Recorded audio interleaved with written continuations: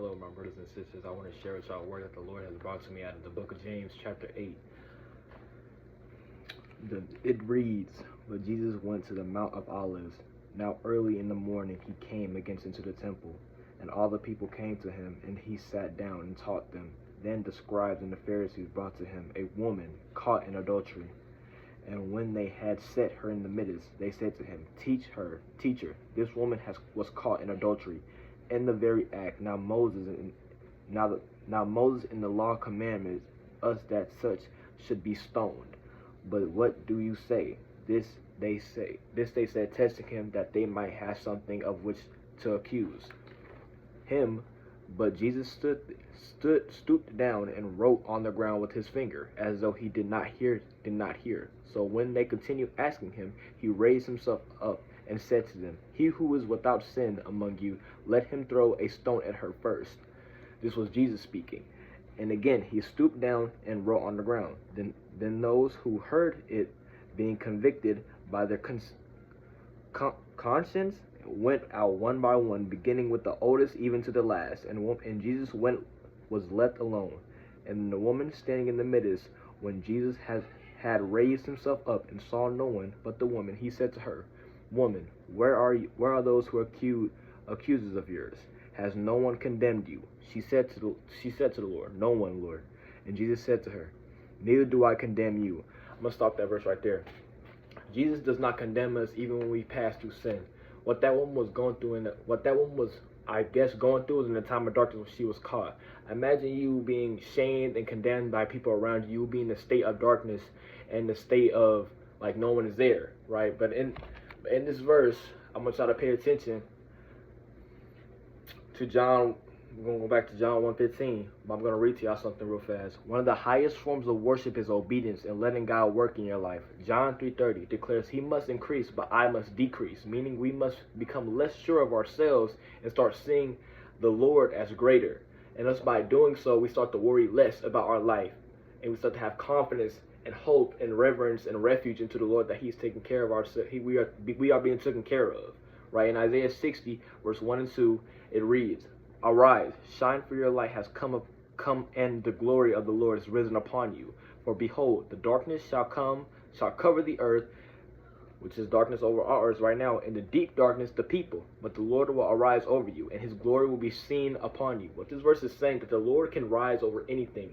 The Lord can rise over any addiction, any feeling, any bad day, any drama, any past that you may have think that you think is traumatic. He is above it all. The Lord is above it all. In that verse, it did not say one time that he's below. It says upon, risen, and arisen over you. All those are variation of being high and lifted up. The Lord is high and lifted up. John 1:5. "The light shines in the darkness, and the darkness has not overcome it and will never ever overcome it." The Lord literally says that he is the light in a couple verses down in John. Read to y'all.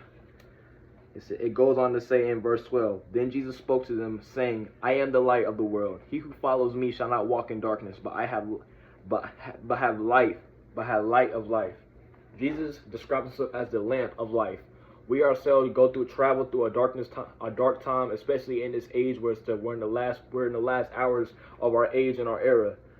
But Jesus he puts himself on a pedestal and says, "I am the one that you need to follow." And we follow him. We follow the light, the lamp.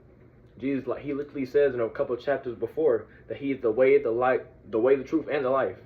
He is the way and the truth and the life.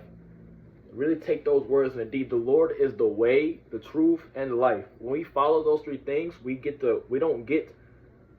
have access to his peace and strength. When we rely on him, we make him our foundation. We don't have to worry about nothing else, because the Lord already says, I've taken care of it. In Isaiah, he literally says, "I'm risen above all these things." The Lord is above it all. The Lord cares about you so much that he will place himself first before you, above all your struggles. I can't even remember how many times the Lord has put himself before my struggles. That even I cause myself to this day. The Lord puts himself above and before. He put himself before us when we deserve the wrath of God on the cross. The cross is a great example of how he is risen above all of the stakes of life that we deserve. We deserve death. We deserve an extinction. We deserve complete annihilation. But Jesus put himself before us and said, I'll take it for you. He took our punishment. He took our punishment that we rightfully deserve, lawfully deserve, spiritually deserve, and emotionally deserve. And we still sin to this day, but due to Jesus defeating death and rose again, we don't get to go through what he went through. Jesus was the first person who actually was alone. Jesus was separated from the presence of God for 3 days. Imagine that. Why do you think he said that? Father, why do you forsake me? Because Jesus was left alone in that moment when he was on the cross. God's presence was stripped away from him because he had to do so for him to pay that price. He paid that price for everybody. He paid it for you, me, and everybody who may be watching. He paid it for you. Your heart should be set on him, not on the things of this world, right? Because the things of this world are not there for you. They're just there, and it doesn't care if you're there or not. Jesus is somebody who is sentient, who actually cares if you're not there because he wants us to be there with him constantly. In Psalms 23, it reads, in Psalms 23, it reads, I'm going to keep reading Psalms 23 because it speaks so much of the Lord's character, of what he wants for us and what he can do for us.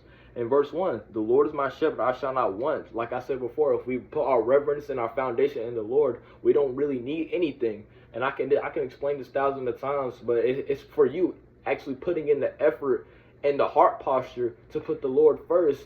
Like John 3:30 says, I must become less, he must become greater. We start to become less worried about our life and have hope and confidence that the Lord has taken care of it all. And in verse 2 it says, he makes me lie down in green pastures. He leads me beside the still waters. Verse 3, he restores my soul and leads me in the path of righteousness for his name's sake. Yes, though I walk through the valley of shadow of death, I will fear no evil, for you are with me. Your rod and your staff, they comfort me. You prepare a table before me in the presence of my enemies. You anoint my head with oil, my cup overflows. Bro, the Father will physically fill you up if you seek him. The Lord is the only person who can replenish our spirits. Nothing on his word. Smoking, beating yourself up, cutting yourself, self-injury, self-doubt, anger, cussing. I convict myself with this, cussing a lot. That's not going to replenish nothing. It's just a waste of action and a waste of movement for really a lot. And a lot of things become a waste of action when you really put your reverence in the Lord. Like things like fear. What do we have to fear when we have a literal God who placed the sun, who placed the earth, who placed everything that where it needed to be at? That he called good. What do we have to fear? And it goes on to say in Psalms, Psalms 18 verse 20, Psalms chapter 18 verse 28 through 30.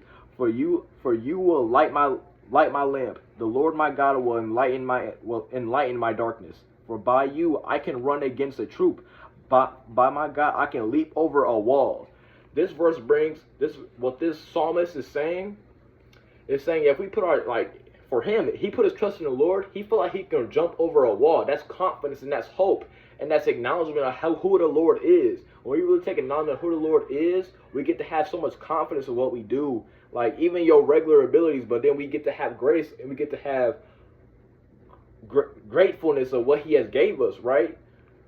And it goes on to say in verse 30, as for God, his way is perfect, and the word of the Lord is proven. He is a shield to all those who love and trust him. When you put your trust in the Lord, he will protect you as a shield to his soldier, right?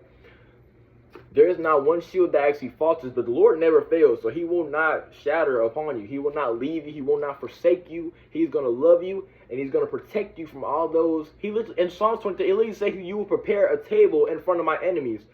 Bro, the Lord will protect us from anything. That's so much, that brings me confidence, and that should bring you confidence that the Lord is protecting us from all things that we don't be, that worry us in our life.